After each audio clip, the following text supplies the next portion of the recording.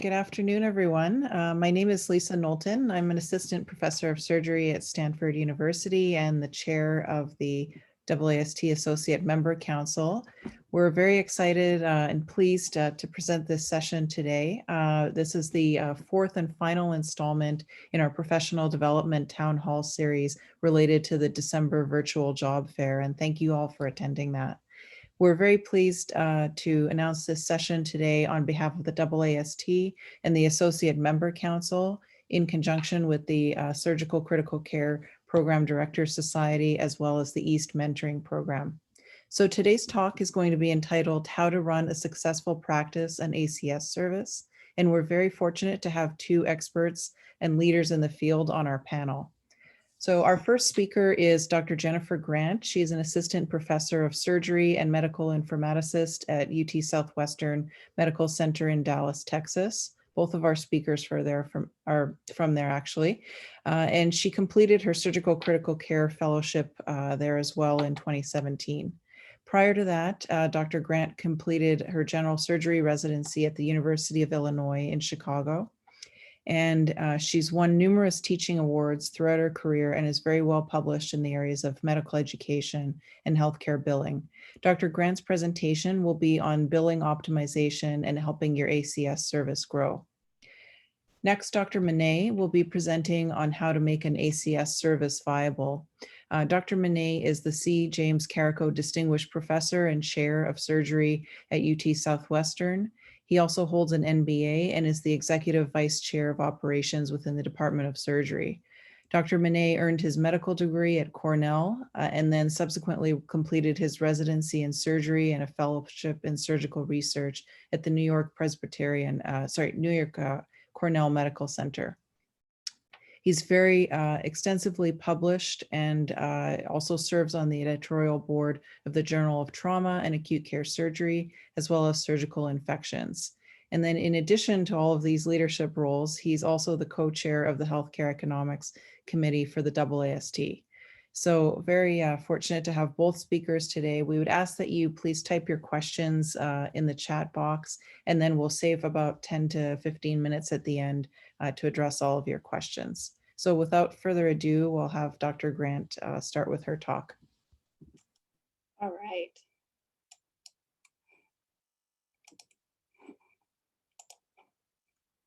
Everyone see my screen okay? We don't see your slides, we see you. Sharing screen has failed to start. Let me try one more time. I apologize, we just ran through this and it worked earlier.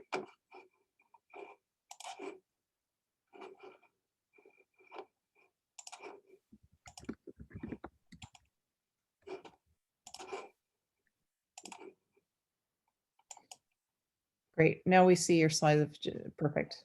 Perfect. All right. Well, first, I would like to thank you for that very kind introduction and for the opportunity to be able to talk today about something that I kind of fell into a little bit, and I'll explain that a little bit more, but something that I'm pretty interested in, and I think it will affect a lot of people. So the first thing I want to talk about is just a little bit of an outline of what we're going to be talking about today. The first thing we're going to be talking about is the global period. What is that and how does that apply to our care for our surgical patients? The next thing I'm going to talk about is going to be E&M billing. This is going to be initially first for the new patients that we see, whether it's in the hospital or a consult, and then the subsequent care for our patients that we see while they're still in the hospital. Then we'll talk briefly about critical care billing, and then I'll do a couple take-home points. So when I was talking with a couple of my friends about this talk that I was giving, they asked what it was about. And I said it was about billing. And the universal response was, ooh, gross. Why are you having to talk about that? Which I think is actually a very common response to any of us that are talking about billing or are thinking about billing. None of us went into medicine to be proficient at billing. It's just and documentation. It's a necessary evil that we have to all do. And unfortunately, it's not something that's taught very well in our surgical curriculum as residents. So it's not something that we're all very familiar with. However, it is very important because we are doing the work and we should be getting compensated for that work. So let's talk a little bit about the global surgical package. So the global period for a patient is going to be how we are reimbursed or compensated for the care of that patient. It is broken down into the preoperative period, the intraoperative period, which includes their hospital stay, and their postoperative period. So approximately 9% of what we get paid for is for the preoperative, which is going to be the day before surgery or the day of surgery. Then about 81% of the compensation is going to be for that intra-op period. That includes the actual surgery itself, as well as the postoperative care, the typical postoperative care. And we'll get into that a little bit more a little bit later.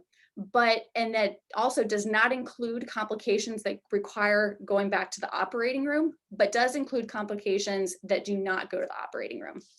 And then finally, there's the postoperative period. That's approximately 10%, and that includes your normal postoperative visits, clinic visits, usually for 90 days.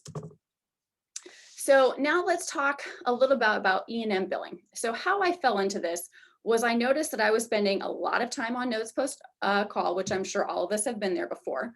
And I noticed that all of my billings were getting down billed. I was billing level 5s, level 4s for the consult or the ER visits, but then they were getting bumped down to level 2 and level 3. And I'm like, you know what? That just doesn't make any sense. Let me figure out what's going on. Let me take a deeper dive into what is the components of the E&M billing and figure out what's going on. So I first started out by looking and found that there are 3 key factors. The first factor is going to be the history. That's your HPI, your review of systems, and your past histories, your medical, surgical, social, family. All right, makes perfect sense. Then I move into the physical exam. Starts to get a little bit hairier there because there's the difference between organ systems and body areas. And you cannot mix those two in order to be able to get your highest level of billing.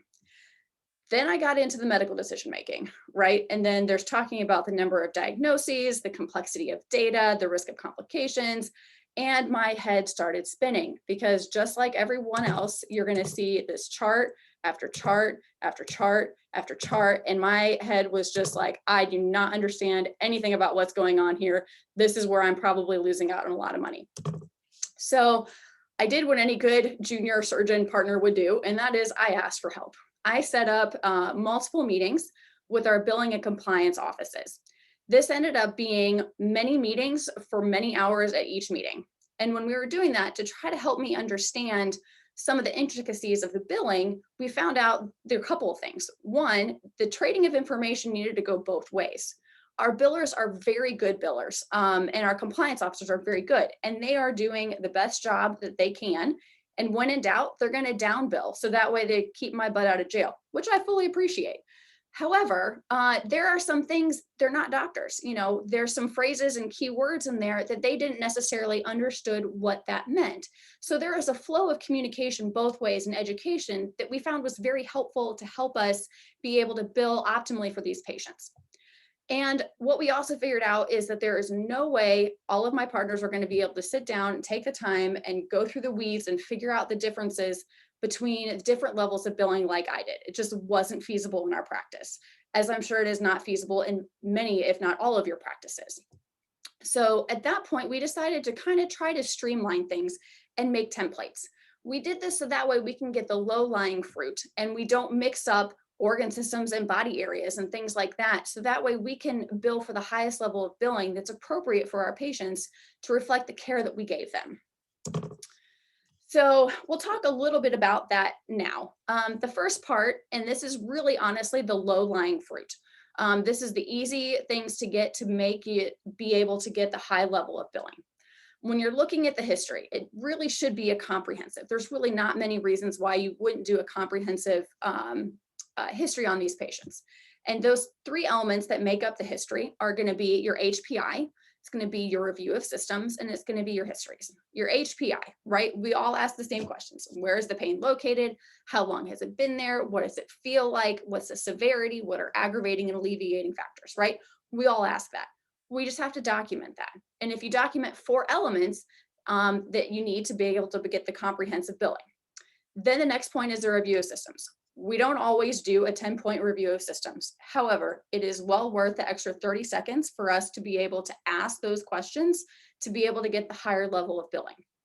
And then the histories. Now, here's one of the key things is non-contributory does not work for the histories. You have to actually be able to state something. So for our patients that deny everything or you're not sure, especially on the family history, you want to put non-contributory, we'll just say it denies history of heart attacks, strokes, cancers. It gives you something to write down there. So that way the payers aren't going to look at that and say, nope, you didn't check that box. I'm not going to pay you for the highest level of billing.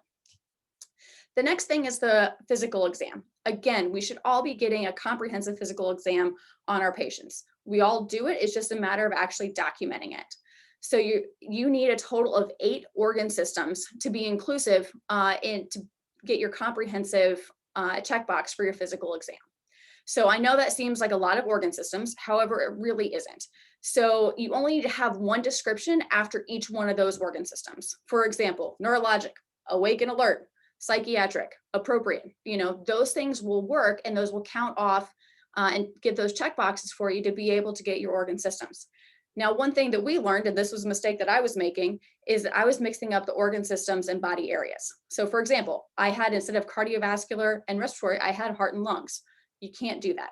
This is where the templates also come in, are extremely helpful, because if they already have written down cardiovascular and respiratory, you don't have to worry about remembering which is an organ and system and which is the body area. It's already there for you. So that way you can just write down what you need to write down. Okay, so now we're going to talk a little bit more about the medical decision making. This is where things get a little bit more complicated. So there are 3 components to the medical decision making. The first one is the number of diagnoses and the management options. The next one is complexity of data. And the next one is risk of complications and or morbidity and mortality. And this chart here, the very right-hand column is going to be the actual kind of end result. It is going to be your type of medical decision making, either minimal, low complexity, moderate, or high complexity. And the rest of this is going to be the points that you see, or the numbers that you see are actually points. And we'll go into that in a little bit more detail right now. So if you're looking at the number of diagnosis and management options, most of us should be able to get that multiple or extensive, which is going to be a total of 3 points or 4 points. So for each point that you have, you just need to add them up. So a self-limited or minor problem, that's going to be like a scratch, okay? That's 1 point. That's not really applicable in our practice pattern right now. The established problem, stable or improved, is 1 point. So a patient comes in and has well-controlled hypertension, boom, there's 1 point right there, okay? The established problem that's worsening, that's 2 points. So if you have a patient that is a poorly controlled diabetic and they come in and their blood sugar is 300, you actually get 2 points for that. You just need to say like diabetes dash uncontrolled, all right? And then that's going to give you 2 points. Then now all of us are going to be seeing these patients because they have a new problem, all right? The new problem, no workup necessary, is going to be the patient that the ED has already worked up or the medicine team has already worked up. They've gotten a CT scan that shows acute appendicitis. They've gotten an ultrasound that shows acute cholecystitis, things like that you don't need to work up any further. And then the new problem with workup planned, which already right there, just that one thing is going to be able to get you to the extensive. That's going to be the patient that comes in with cholelithiasis but has elevated LFTs. You need further workup, whether it is a GI consult for an ERCP, whether it's an MRCP, or whether it's trending labs. You're going to have to be doing further workup.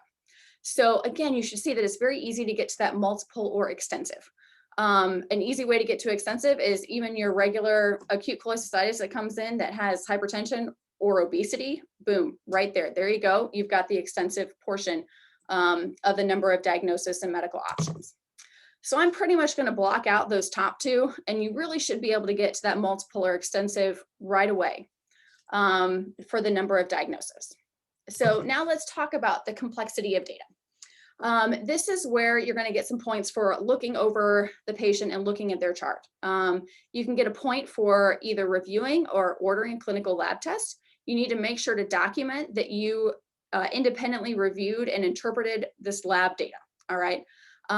With radiology, if you purely just look at the read, then you're only going to be getting 1 point. But none of us really do that anyway. We all look at the images by ourselves. Now, for that, you get 2 points. But again, you have to have the correct documentation. So what we have in our note template is whatever's imaging, and you have to drop down and figure out which one it is, whether it's ultrasound, CT scan, or you can free text it in, independently reviewed and interpreted by myself. All right, when you put that in there, that gets you to that 2 points. Other ways to get to the 2 points is going to be looking at old medical records. This is really important in, say, like a patient that has maybe a history of previous SBO or has a history of previous hernia. You pull up the CT scan from a couple months ago or a couple years ago, and you compare the size. If you document that down and say, like, compared CT scan from, and you give the date that shows this, and the hernia is getting bigger, hernia is getting smaller, or is unchanged, sorry, then that's going to give you 2 points. If you have to discuss with another healthcare provider, that gives you 2 points. So discuss with GI about this patient that has cholelithiasis and elevated LFTs. Discuss with the GI physician, plan is to do this. That gets you 2 points. If you discuss the test results with the performing provider, that's going to give you 1 point. If you review the CT scan with radiology, there you go, you got a point. So it's going to be pretty easy to be able to get the moderate or extensive. The patient that you're not going to be able to get that in is the routine patient that comes in, has an abscess. You don't need an ultrasound. You don't need anything else. You just know that you need to get an IND of this abscess. So maybe they have some labs. You might only be able to get 1 point, but that's pretty rare. Usually you're going to be able to get a couple of different points from different ways. So again, we really should be getting mostly the moderate to extensive. If you can't get it and it's that routine abscess that needs to get drained, then okay, that's fine. You actually only really need 2 of the 3 in the number of diagnosis, the complexity of data, and the risk of complications to be able to determine your actual type of medical decision making. So let's talk a little bit more about the risk of complications and or morbidity and mortality. The minor is a minor problem, no management, i.e. you put a Band-Aid on a scratch, okay? That one in the low are really not going to be applicable to the patients that you're seeing in the hospital, okay? If they have a lipoma and you're seeing them in a clinic, yes, that's probably going to be a low category because that's going to be a minor procedure. You're really looking more at your moderate to high. So your moderate is going to be acute illness with systemic symptoms, fever, nausea, vomiting, anything like that. And they need major elective surgery and they have no medical problems. All right, so that can be the gallbladder that's just symptomatic cholelithiasis. You PO challenge, send them home, bring them back for elective surgery at a later date. They have no medical problems. All right, that would be your moderate category. Your high category is going to be really any, so number 1 is any emergency major surgery. Okay, that includes appendicitis, that includes XLAP, that pretty much anything you do emergently is going to be a high level of risk of complications and or morbidity mortality. If you have someone that same gallbladder that you PO challenge and send home, they have hypertension and diabetes, or they only need 1 of those, that is going to be a risk factor. So that is automatically going to put you at a high level of medical decision making because they are going to needing elective major surgery and they have risk factors. So almost all of the EGS cases are going to be in that high category. So if we look at this, again, we really should be mostly in the moderate complexity to high complexity. It's really your healthy patients that you're going to send home and do electively. That's going to be your moderate complexity. Or that's going to be your patients that have, diabetes and an abscess that you drain at bedside and then you send home. Okay. But most of our patients that undergo surgery while they're in the hospital, that's going to be your high complexity because it's emergent major surgery. Again, you only need 2 of the 3 to determine the medical decision making. So you only need a higher level in 2 of those 3 categories to be able to get you the moderate complexity or the high complexity. So with the templates that we've used here, that's going to get you, again, the low-lying fruit. That's going to get you the highest level of billing for the history and for the physical exam. Again, a little cumbersome to have to do the 10-point review of systems, but it's also very easy to do. It takes an extra 10 or 15 or maybe 30 seconds to do, not a big deal. You're really going to be using your medical decision-making to determine the appropriate level of billing. And this is where, unfortunately, you are going to have to pull out that chart that we have. Unfortunately, you don't have to use all of the charts. It's just one until you become pretty attuned with what level is going to go with what. Here's a hint, though. If you have the highest level of complexity and you use your templates to do your history and your physical exam at the highest level, that's going to be the highest level, whether it's your being admitted or your observation or you're just seeing them in the ED. So a couple key points. is on your initial encounter. This is going to be the first time that you see the patient, whether it is in the clinic or whether it is in the hospital. You need 3 out of those 3 key components to determine the level of billing. However, on your subsequent encounters, then you're only going to need 2 of the 3 key components to determine your level of billing. So if you have a comprehensive history and physical exam, even if your medical decision making isn't high complexity, it doesn't matter. You're still going to be able to get that high level of billing. So talking a little bit more now, moving into the subsequent encounters. So this is where I can get a little tricky. So when can we bill for subsequent encounter? So when the patient has not been operated on, i.e. the patient comes in non-operative management for an SBO. Every day that you see that patient, you're going to be able to put in a bill for a subsequent encounter. Now, if you operate on that patient during their hospital stay, the subsequent visits are not going to be able to be there, assuming that you have typical post-operative medical issues. For example, for XLAP for an SBO, pain control, awaiting return of bowel function, those sorts of things are going to be your typical post-operative medical issues. When you get to bill subsequent care after you've operated on a patient, it's only going to be for atypical post-operative medical management. That means things like volume issues, if they go into ARDS, if they have sepsis, if they have renal failure, anything like that, that's when you're going to be able to bill for subsequent encounter for your post-operative patients. And that actually kind of leads in pretty well to critical care, because a lot of our practices are going to be a group of surgeons that are going to work together. They're going to do trauma, they're going to do EGS, and they're going to do critical care. So even though I might operate on someone for acute diverticulitis and they have sepsis and go into ARDS afterwards, my partner is going to be the one that's in the ICU. Can they bill for that patient? And can they bill critical care for that patient? Well, if they're in ARDS and they're on a ventilator and they're septic and they are on pressors, any one of those, yes, they're going to be able to bill critical care. In the eyes of our payers, anybody in your group is a single surgeon. So if I operate on someone and say I do an XLAP for a bowel obstruction, but they have really no issues, critical or atypical post-operative management issues, even if my partner is the one that rounds on them, it doesn't matter. They're not going to be able to bill subsequent care. They will be able to, again, if you're managing the atypical responses or complications after surgeries. So I'm not going to read this all out to you, but really the key factor for determining if you can bill critical care is going to be there's a high probability of imminent or life-threatening deterioration in the patient's condition. So critical care is a time-based code, and it's saying there when you're billing critical care that you are focused completely on this patient. You're not multitasking, you're not managing other patients, you are completely focused on this patient. It cannot include time for procedures. However, the time does not have to be continuous, meaning if you have to go into a room with a patient and you're focused on them for a good 20, 30 minutes, and then you go around, you finish rounds and the patient starts to deteriorate again, and you have to go back in and sit with them for another 20 or 30 minutes, that's fine. Even though you can add up those 2 time periods, say it's 20 minutes and 20 minutes, which normally if you're looking at it isolated, it hasn't reached that 30-minute mark, so you can't bill critical care. But if you add those 2 20-minute segments together, you've got 40 minutes you can bill critical care. So time does not include updating the family unless the patient cannot provide history and the time is spent obtaining the history from the family and discussing decision making. Then you can actually bill that time into your critical care. Now, here is where it all becomes about documentation. It's very important that you document, and we have in our notes the standard, very standard word saying that this was time, the minimal amount of time spent. It was with me at the bedside. I was interpreting ABGs, blood gases, reviewing and interpreting images, those sorts of things.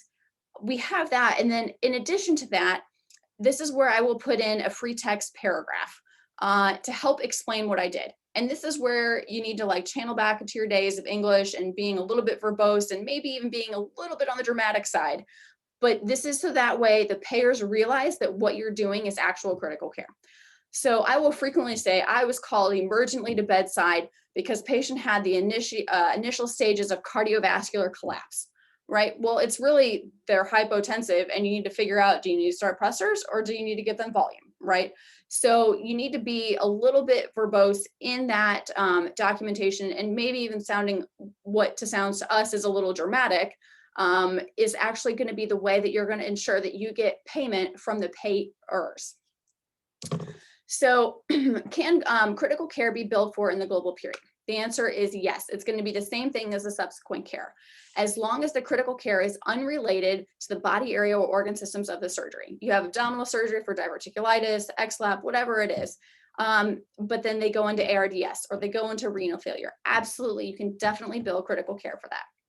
And then in our practices now, where we have multiple practitioners in a group, say I take call in the ICU until 5 p.m. and then one of my partners comes in and takes care afterwards, can we both bill critical care in that same day? And the answer is yes. However, the first 74 minutes, because that's the first initial code, the 99291 is for 30 to 74 minutes.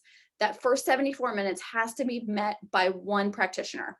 So I have to have spent 74 minutes with the patient before my partner after me can bill for the additional 30 minutes. So a couple take-home points that we have is this billing and documentation is as much of a pain in the butt as pretty much anything that we do. It's the bane of our existence. However, it is really important to understand how it works because we need to get compensated for the work that we do. Templates can be very helpful in multitude of ways. One, it opens up communication. This goes with the next point, is communication with billing compliance. It opens up those avenues of communication that go two ways. One other example we had is our billers didn't realize that IV pain medication was a parenteral controlled substance. They're not physicians. I don't expect them to know everything. So that helped with our medical complexity. So working with that is going to help with the communication, and the templates are going to help because it's standardized how everyone in your group documents. The billers know where to look for things.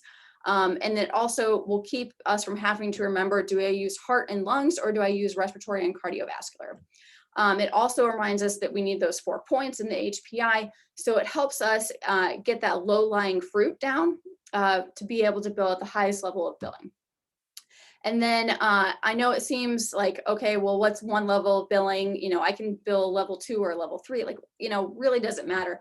And as Dr. Minei will talk about in just a minute, every little bit can help and it adds up tremendously over the long run.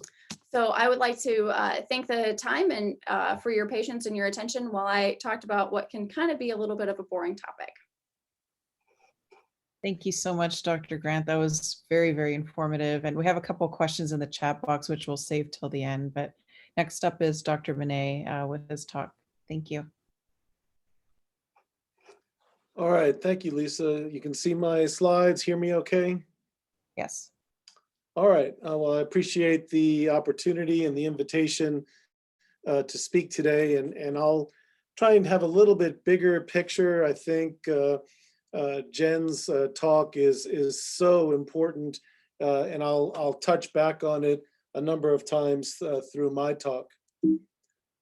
So let's see, how do I get my slides to go forward? Let's try that. There we go. All right, so I'm going to talk about how do you make your service financially viable and make a ACS service that keeps your chairman happy, or if you're in private practice, keeps the CEO and the CFO of the hospital happy. And here's the outline of what I'll be talking about. Talking about expanding the scope of your practice, and I'll give you some specific examples there. I'm going to touch on maximizing billing. Obviously, Jen did a great job on that. I'll talk about maximizing non-clinical revenue as a source of income, and talk about leveraging your strengths. And I'll point out those strengths. You all know what they are, but how to leverage them and how to add that to the bottom line. So with that, first and foremost, set expectations. If you're in an academic setting, you'll talk with your department chair. If you're in a private setting and you need to talk with your hospital C-suite person who's kind of looking over this, you might have different points that you want to emphasize. A couple of the things, from The department chair is, noting that a fair amount of trauma is non-operative care. So those larger procedural bills won't be present, yet there might be a fair amount of E&M that has to be accounted for. Critical care, you might get stuck in a global billing challenge. I think Jen really did a great job on outlining where you can bill within your practice, within your partners, and where you can't. And some of the things that she pointed out, volume overload, that is a billable diagnosis in the global period from one person who's in the ICU as the attending versus the person who did the procedure. And then, with EGS, you need to have OR access to get those patients into the operating room and care for them in a timely fashion. You might have a different perspective when you're talking with your hospital C-suite member who is overseeing this. You want to talk about the importance of designation for your trauma center and the halo effect that that has. You might want to talk about the fact that you and your colleagues and partners being there 24 hours a day move patients through the system quicker, therefore you improve bed access, whether that's rapid transport through the ED system, whether that's a shorter stay in the ICU, whether that's a shorter stay on the floor, all those add up to bed access. You want to address OR access. You're there 24 hours a day. You're doing that 10 p.m. API or that SBO in the middle of the night, and therefore not taking up elective time during the day where some elective surgeon might get bumped. You want to point out that you're there 24 hours a day. You're available for surgical rescue. Those patients who are post-operative and, excuse me, might be bleeding or, get quickly diagnosed with an acute problem, that's going to lead to potential rescue and decreased cost of care. So you need to know your budget. What are your budget projections? The way to think about this, sort of across the top of this slide are the incomes, and across the bottom might be some of the expenses and the outcomes. So you need to have an idea of your volume projections. How many trauma patients came in last year? Is there any reason why you would expect more trauma patients this year coming? What about EGS? Are you starting to push some new business, or do you have a new designation? Anything that helps you put an idea of what your volume projections are going to be. Now, volume projection by itself does not necessarily lead to collections. It leads to billable charges, but it does not necessarily lead to collections. So you have to have a handle on your payer mix as well. You could be doing thousands and thousands and thousands of RVUs, yet if your payer mix is, predominantly unfunded or poorly funded, that's not going to translate into collections. Having an idea from previous time periods what your reimbursement is per RVU on an average will be helpful. And then finally, I'll talk about this in a little bit in terms of non-clinical revenue, but other revenue. Are you getting call pay? Are you getting trauma medical director pay, EGS medical director pay, ICU medical director pay?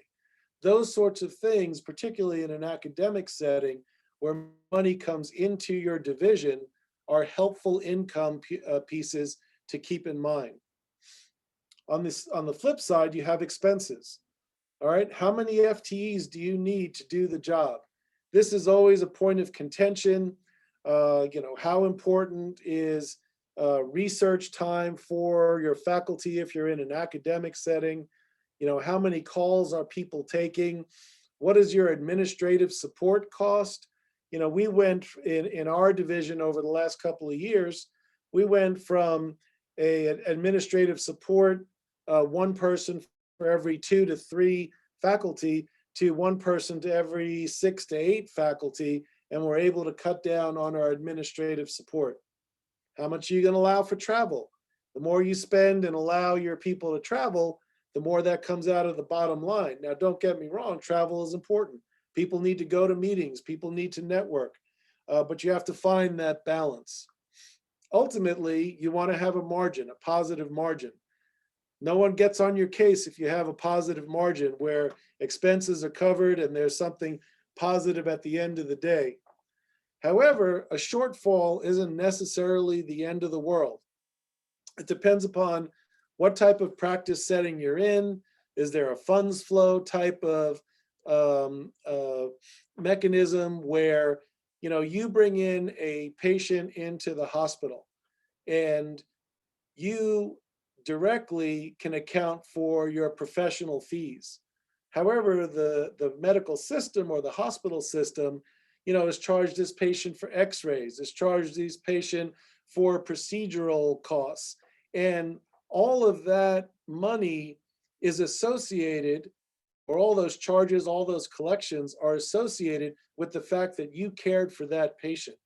Does your system have a funds flow where some of that margin from that patient that is above your professional fee comes towards the division?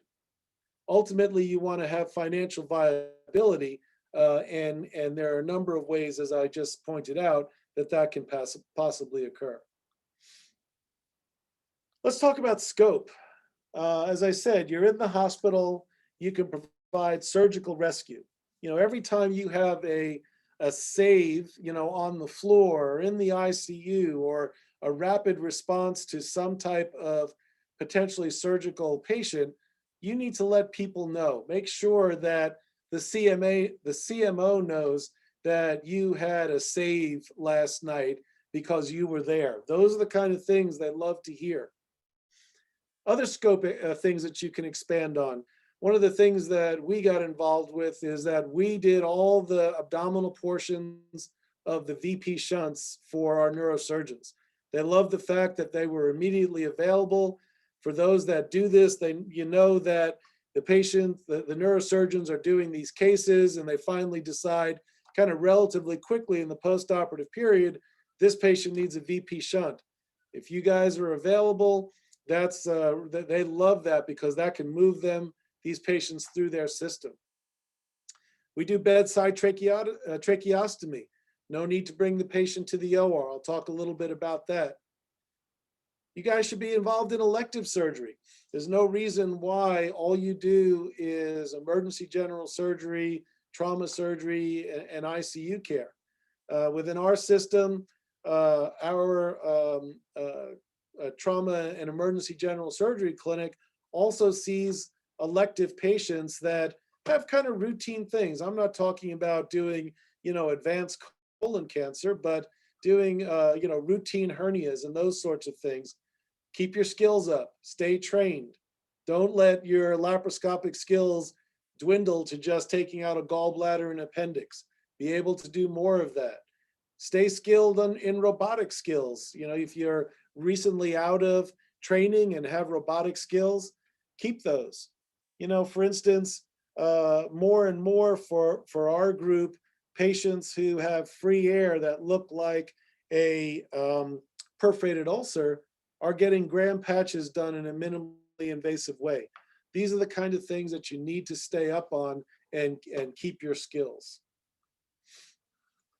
Just a quick word about VP shunts. As I said, why are these things great? Because if you're immediately available, the way these are billed is as co-surgeon. So what that means is the neurosurgeon charge gets up-billed to 125 of the base, and then you split it. That it can be a significant source of income and collections to your practice. So keep that in mind, and that's a quick income. Bedtide tracheostomy, we developed a trach team from our ICU team. It's kind of ran by our ICU APP. We have a dedicated cart. We do the entire case in the ICU. It keeps the patients out of the OR. The ability to expand into the MICU or the neuro ICU and provide same-day availability immediately gets these patients into your system and is a quick source of income as well for your division or for your practice. Just a couple of quick ideas. Maximize billing, all right?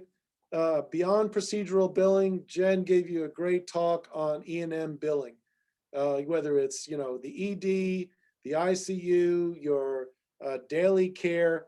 And it turns out that in a typical, acute care service, it can be anywhere from 25 to 50% of your total billing if you do it right and really pay attention and drive it.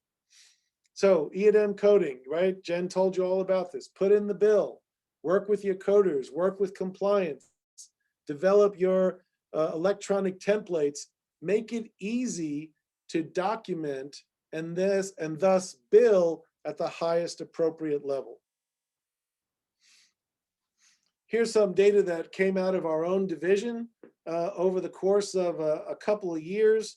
The top line being charges compared to base year, so that starts at 1.0, and the percent of our E&M versus procedures. And you can see that our charges decreased, as did our E&M coding, because we got a little bit lazy. And this is actually when Jen really took over and started pushing our templates, started pushing the E&M billing. And you can see we went from, a low of about 24 or 25% of our overall billing up to about 35% of our overall billing. So do not let that, one patient or two patients, oh, I'm not going to bill, it's such a pain to bill, and then get stuck by losing out, because this is additive.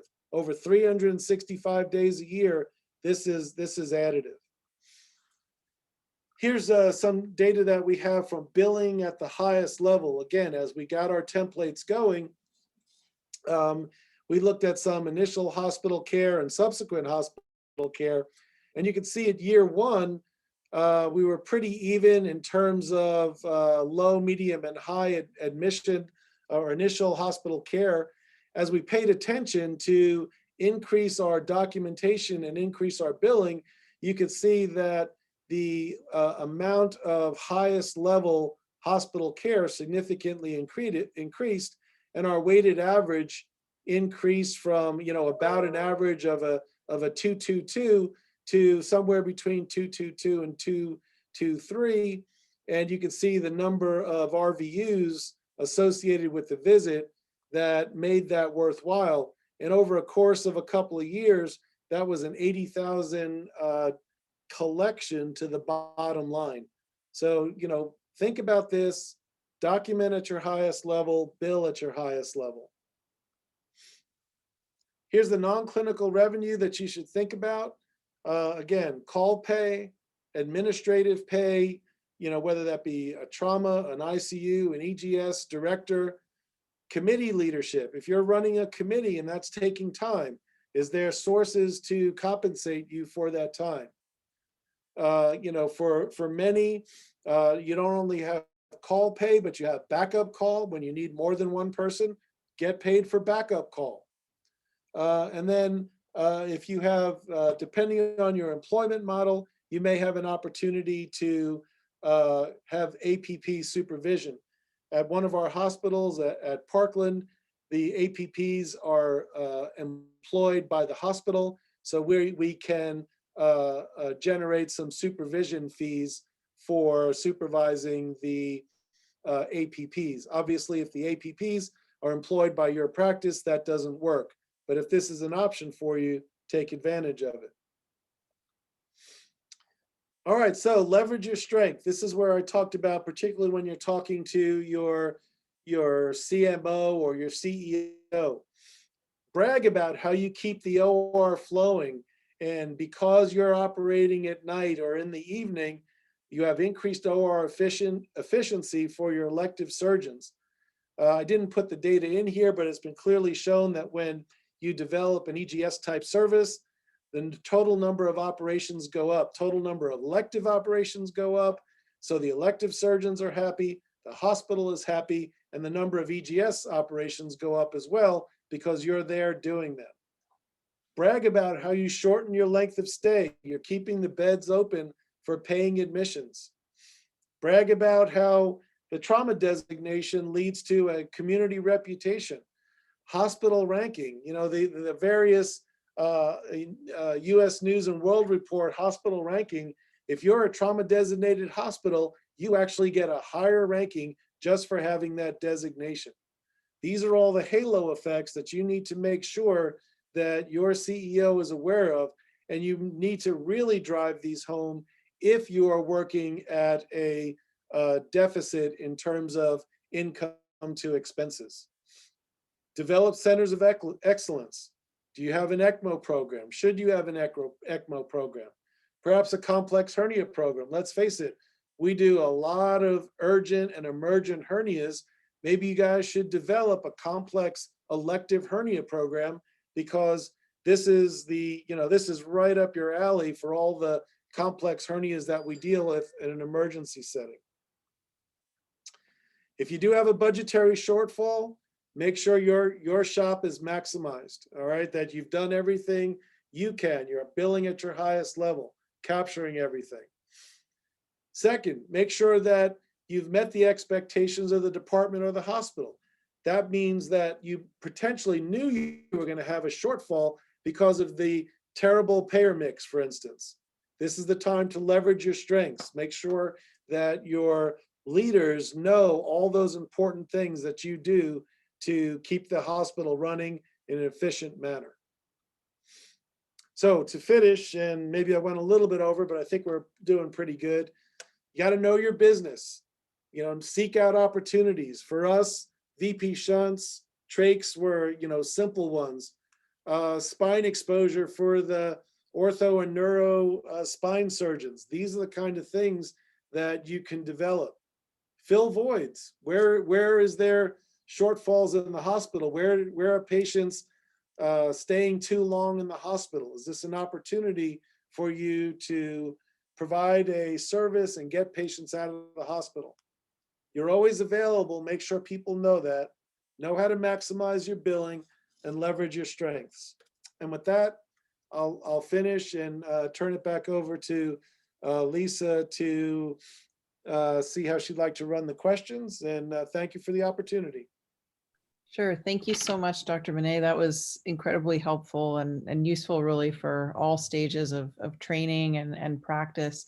We have a few questions in the chat box, and I have one or two myself, but let's try and get through all of these. So the first one was for Dr. Grant related to her talk and billing for any atypical issues that come up in the post-operative period. The question was, what if we're managing unrelated issues like hyperglycemia or hypertension in private practice? There's often another internist that might be managing and billing for these things, but in academic medicine, we usually manage routine medical issues that might pop up. So how can we sort of maximize that with our billing?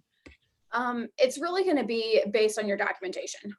So as long as you can document that these things that you're treating are unrelated to surgery, then you should be able to bill for them. It's kind of the equivalent of a hospitalist doing a bill for the patients as well.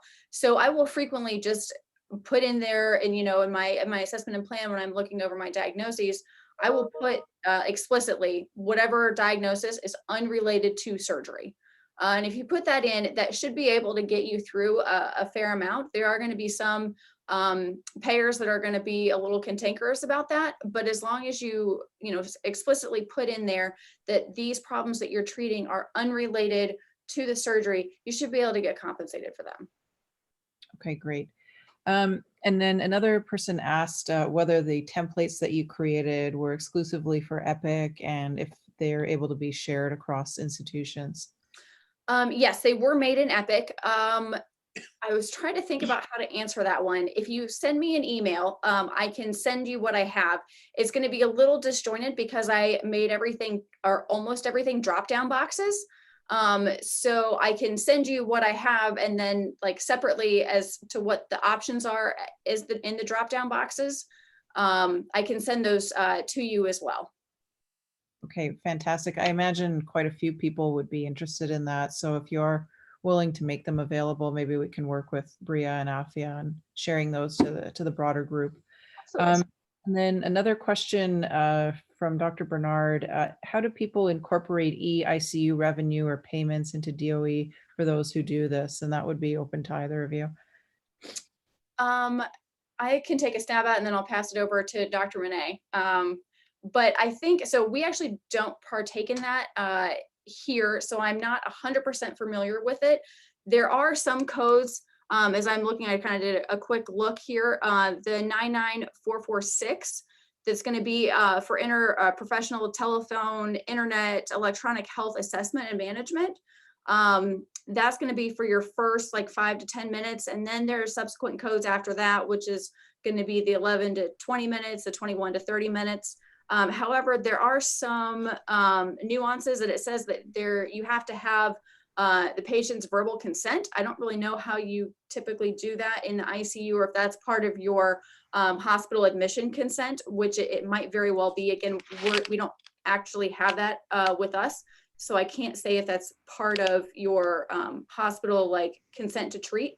That would be something that I would look at. And there's also some nuances that you can only bill it for one time in 7 days. So I would probably recommend talking to your billing and your compliance people that are with programs that have E-ICU, but I do know that there are codes that are available so that way you can bill for it.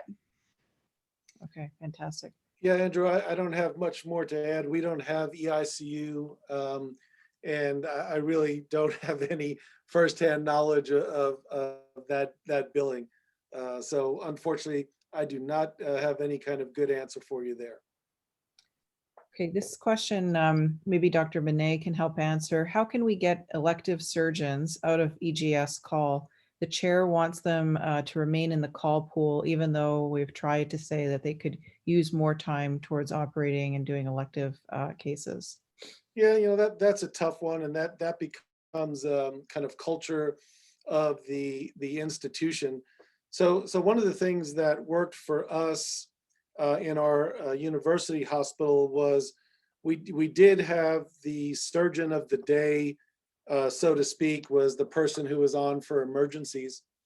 And what would typically happen is that surgeon might have a full elective schedule and get a, let's say, noon consult for an acute appy or some other acute situation, and then not see that emergent patient in the emergency room for 4 to 6 hours because they were getting through their elective schedule.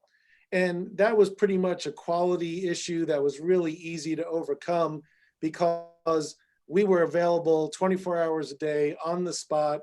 There was a consult, we responded quickly, and it very quickly changed the culture to clearly having a service that was directed at addressing these patients, as opposed to the surgeon of the day who could have been in their clinic, could have been operating, and was not responsive.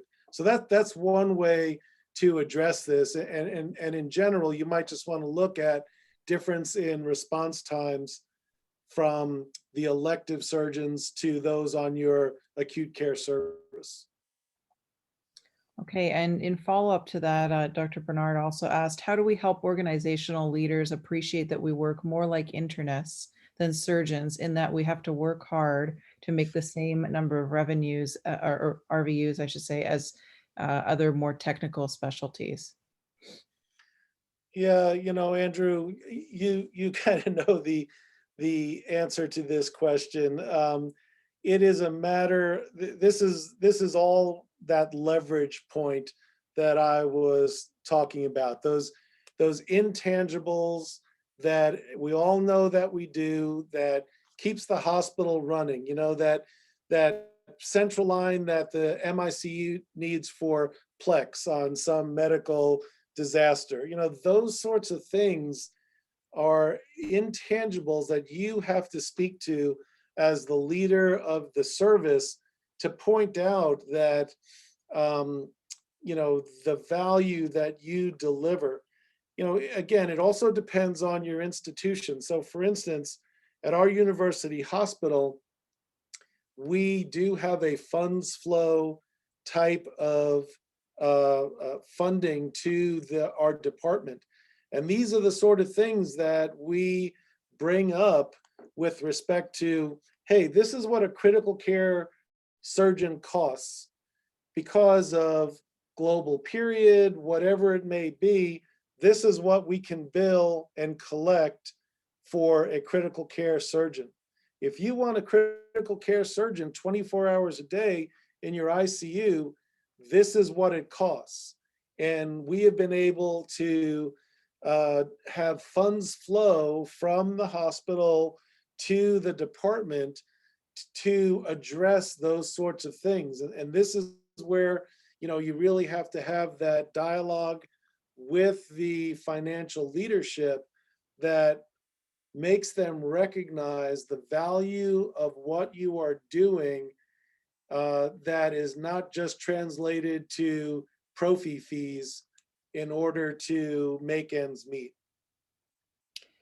And he just added that the E-Icu program is something that they're just starting, and they're offering an hourly stipend. They're just sort of navigating how to divide up that work. Dr. Grant, going back to your billing for your templates, there was just a quick question wondering if they reflect the new CMS time standards. So the new CMS time standards that came out just in January of this year are actually for outpatient.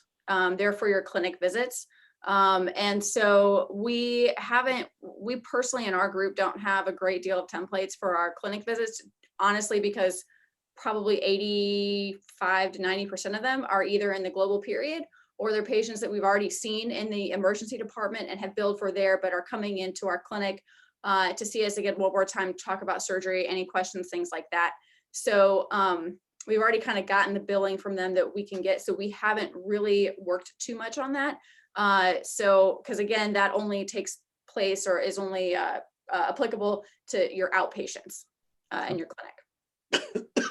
One other question about billing that I know has come up at our institution, and I'm curious to hear your thoughts. Somebody asked, when they attest notes written by residents, in order to optimize billing, do they need to reiterate all the necessary E&M components in their own attestation, or can they simply say, I agree with above? And I know that's frowned upon in some settings, so. Yeah, so the answer is both. So you can rely on them for the history, the HPI, the review of systems, the histories, and you can rely on them for the physical exam. However, when it comes to the medical decision making, that we typically are going to do on our own. So our template will say, agree with above. Your images, and this goes into your medical complexity, I will say, like I have in there, images reviewed, and have a couple of options where you can free text in that were independently reviewed and verified or interpreted by myself. That needs to be in there, that the resident will not suffice on that. And then I also put in there I have a column or a plate for established medical problems, and then underneath that, new diagnoses. So which is kind of, I wouldn't rely on the residents for that. But you can rely on them for the HPI or the history and the physical. However, I will say, from working with our residents, it took me about 1.5 years of sticking on them like glue to make sure that they keep all of the components in the template and they don't delete them, because they don't want to type out extra stuff. So you just have to be vigilant in watching to make sure that they actually stick with the template that you've made. And again, it took me about 1.5 years of constantly badgering the residents to be able to do that. Hey, Jen, let me ask a question. I know we shouldn't do this, but how important, obviously, for our practice, we walk around with the residents, we see all these new patients in the ED, that acute chole or that acute appy.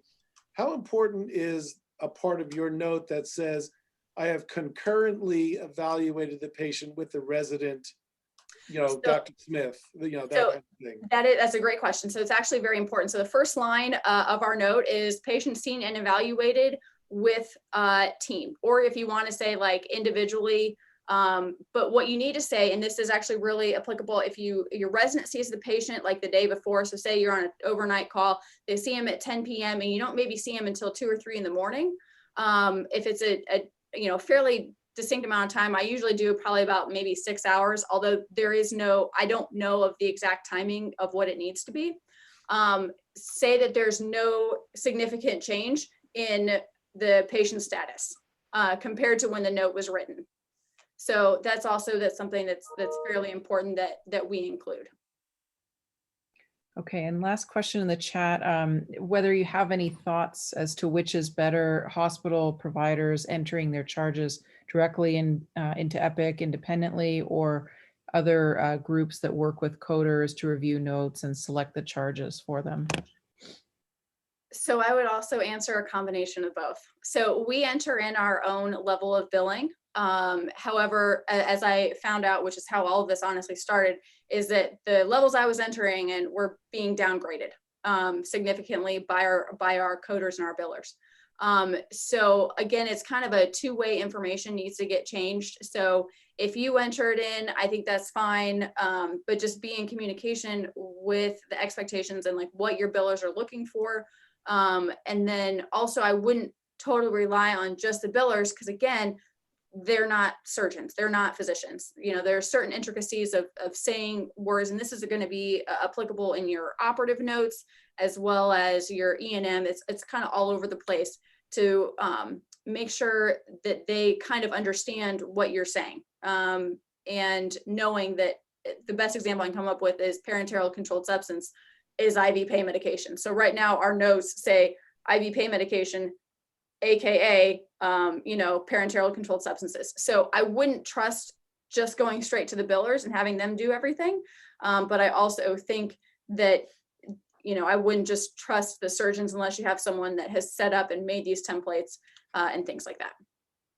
Okay, well, fantastic. We'll close the chat. We're already at 4:02. I want to thank both speakers, just because we have a lot of people on the call from the associate membership. I wanted to ask you, Dr. Grant, you've done obviously a lot of independent work in this area and digging around and to get very informed, but what advice would you have for people, just coming out of training and starting their new faculty position in terms of educating themselves regarding billing? I know the ACS offers courses and whatnot, or do you think it should really stay very institution specific since there's so many nuances? I would recommend sitting down with your billers, maybe especially especially when you first start out, you're just focused on keeping the patients alive. So I think initially I wouldn't necessarily worry about your documentation yet. Give yourself a couple of months to get your feet underneath you, kind of figure out how things work, particularly if you didn't stay in an institution where you already trained. And then sit down with your billers, have them go over the notes with you and be like, hey, this is what I entered in. Do you agree? Do you not agree? What are some things that we need to change? And again, I think having someone to kind of take charge of your division and set up those templates, or getting them from someone else. I mean, again, I'm more than happy to share mine. I think is going to be super helpful and beneficial if you kind of have that one person that's going to be kind of your go-to to talk to and kind of be more knowledgeable about it. I did take a 3-day course on billing, both for critical care, trauma, and EGS, and I found it extremely helpful. And it's actually given me more projects to do that I will be undertaking shortly. So I think it's beneficial to make yourself educated about it. Best way, sit down with your biller one-on-one and say, hey, here's my note. What do I need to change? What's too much? What isn't enough? Okay, well, thank you. On that note, we'll end this session, and we just want to thank both speakers tremendously for such a wonderful talk and very interactive session in the chat box. So thank you again. All right, thank you. Thank Bye. you.